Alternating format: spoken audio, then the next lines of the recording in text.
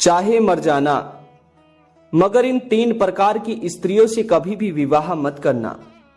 नमस्कार प्रिय दर्शकों, आज एक बार पुनः आप सभी का स्वागत है। प्रिय बंधुओं, आज का हमारा प्रसंग बड़ा ही ज्ञानवर्धक है। आज की इस कहानी के साथ अंत तक बने रहिएगा। प्रिय बंधुओं, आज की इस कहानी में हम जानेंगे कि आखिर किन प्रकार की स्त्रियों से विवाह नहीं करना चाहिए। तो आइए जानते हैं, आपका ज्यादा समय बर्बाद ना करते हुए इस कहानी के माध्यम से कि आखिर किन प्रकार की स्त्रियों से विवाह नहीं करना चाहिए। वो घर को बर्बाद करने वाली होती हैं। तो प्रिय बंधुओं, एक समय की बात है, एक राज्य में एक विनय दत्त नाम का एक राजा हुआ करता था। मित्रों, विनय दत्त के राज्य के अंदर किसी भी प्रकार की कोई कमी नहीं थी। विनय दत्त जो था वो बहुत ही बुद्धिमान और समझदार था और बहुत ही दयालु भी था। राजा विनय दत्त अपने राज्य के लिए मर मिटने तक की कस्में खाया करता था और अपने राज्य के किसी भी लोगों को, किसी भी व्यक्ति को कभी दुखी नहीं देखना चाहता था।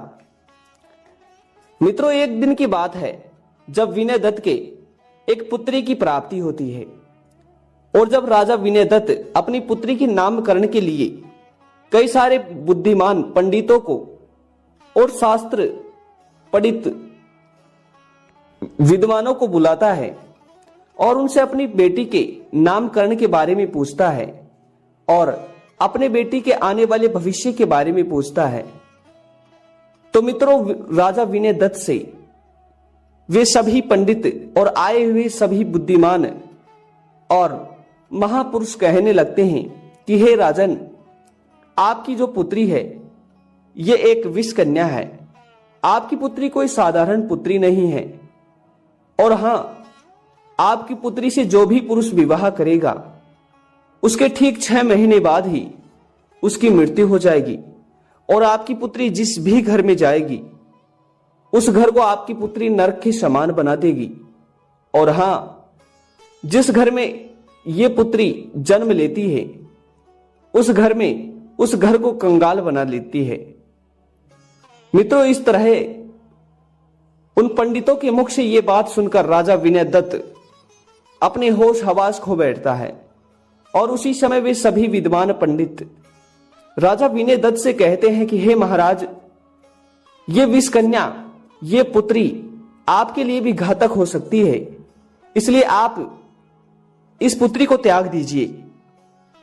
मित्रों, उसके बाद में राजा विनय दत्त कहता है कि हे महापुरुषों, हे विद्वानों, जो विधि के विधान में लिखा हुआ है और जो पहले से ही तय किया हुआ है, आखिर उसे बदलने से क्या फायदा।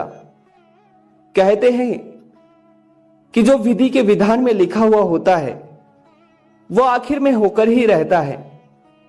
उसे ना तो कोई पलट सकता है और ना ही उसे कोई झुठला सकता है। मित्रों, फिर यह कहकर राजा विनय दत्त अपनी पुत्री को स्वीकार लेता है और फिर राजा विनय दत्त उन सभी विद्वानों के द्वारा अपनी पुत्री का नाम विदिष्टा रखवा देता है। मित्रों, इसी तरह फिर राजा विनय दत्त अपनी पुत्री से खूब लाड प्यार करता है और अपने राज्य कार्य से टाइम निकालकर, समय निकालकर अपनी पुत्री से भी लाड प्यार करता है, उसे प्रेम करता है।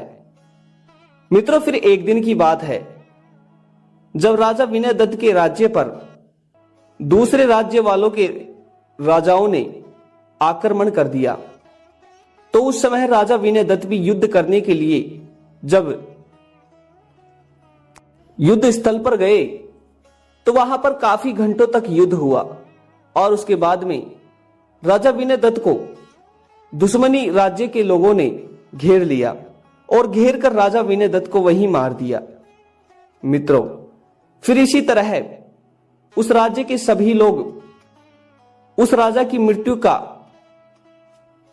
कारण दूसरे राज्य के राजाओं को नहीं बल्कि उन्हीं की पुत्री को, उसी राज्य की राजकुमारी को मान रहे थे। सभी राज्य के लोग सोचने लगे कि ये लड़की एक विषकन्या है और इसी लड़की की वजह से हमारे राजा अब हमारे पास नहीं रहे। मित्रों, इसी तरह फिर राजा विनय दत्त की जो पत्नी थी, जो रानी थी, उसका नाम था महामणि। रानी महामणि ने फिर अपनी पुत्री को पाला और अपनी पुत्री को पालकर बड़ा कर दिया। मित्रों, उसके बाद में रानी महामणि ने अपनी पुत्री के लिए अपने ही पास के एक राज्य के राजकुमार को देखा। राजकुमार दिखने में बहुत ही सुंदर था और बहुत ही आकर्षक था और तेजस्वी भी था। मित्रों, राजकुमार के साथ रानी महामणि ने अपनी पुत्री का विवाह कर दिया। उसके बाद एक दिन की बात है, जब वह राजकुमार शिकार करने के लिए जंगल की ओर जाता है तो उसे एक भालू उसके हाथों में झपट्टा मार देता है, जिसके कारण राजा के उस राजकुमार के हाथों में बहुत सारे घाव आ जाते हैं। मित्रों, परंतु राजकुमार इस बात के बारे में इतना ज्यादा नहीं सोचता है और वो शिकार करके वापस पुनः अपने महल में चला जाता है। प्रिय दर्शकों, उस दिनों में विवाह के कुछ ही दिनों हुए थे और फिर जैसे ही राजकुमार महल में जाकर विश्राम करने लगता है तो धीरे धीरे राजकुमार का शरीर नीला पड़ने लगता है। उसके शरीर में भालू के हाथों का जहर चढ़ने लगता है और धीरे धीरे राजकुमार के मुंह में होके झाग आने लगते हैं और उसी समय राजकुमार की भी मृत्यु हो जाती है। मित्रों, इस तरह फिर राजकुमार की मृत्यु का कारण सभी लोग उस ही विष कन्या को, विदिष्टा को मान रहे थे। तो मित्रों, आइए जानते हैं कि आखिर वे कौन सी स्त्रियां होती हैं जो घर के लिए इसी तरह विष कन्या के समान होती हैं। वे स्त्रियां जिस घर में जाती हैं उस घर को बर्बाद कर देती हैं। तो प्रिय दर्शकों, पहला है, जो स्त्री असंस्कार रहित हो, यानी कि जिस स्त्री में संस्कार ना हो, जो अपने बड़े का और छोटे का मूल्य नहीं समझती हो, मान सम्मान नहीं करती हो और बोलने की चालने की प्रतिष्ठा ना हो, वह स्त्री सदा ही घर को बर्बाद करने वाली होती है। ऐसी स्त्री से भूलकर भी विवाह नहीं करना चाहिए।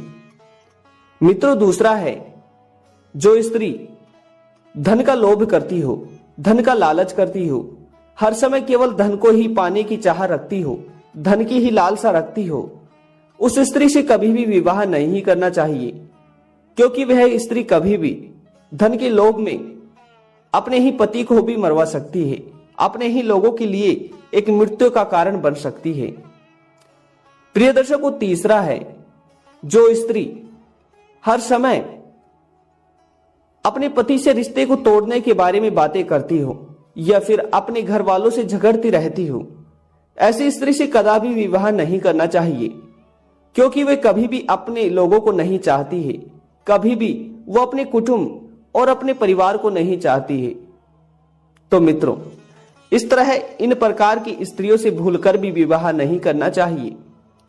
मित्रों, उम्मीद करते हैं कि आप सभी को आज का यह प्रसंग पसंद आया होगा। आज का यह प्रसंग आप सभी को कैसा लगा, कमेंट बॉक्स में अवश्य बताइएगा। और आइए मिलते हैं अगली एक और नई कहानी के साथ। मिलते हैं अगली वीडियो में। धन्यवाद।